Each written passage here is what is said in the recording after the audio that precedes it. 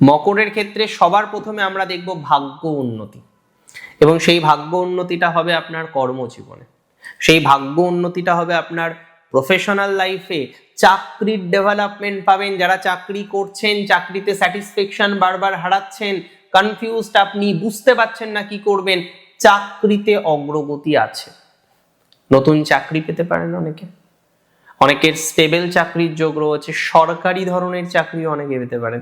তো সরকারি হোক আর বেসরকারি হোক, চাকরি যে আপনি পাবেন এটা নিয়ে কোনো ডাউট নেই, সরকারি প্রাপ্তির সম্ভাবনাটাও থাকছে মকরের।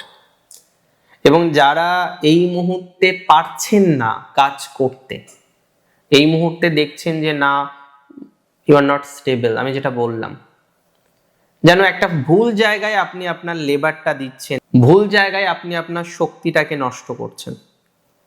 ভুল জায়গায় শক্তি নষ্ট করবেন না প্লিজ। চেষ্টা করুন যে যাই করবেন বুঝে শুনে, যাই করবেন স্টেবল ভাবে, যাই করবেন পরিকল্পনা করে, একটু পরিকল্পনা করে করুন না।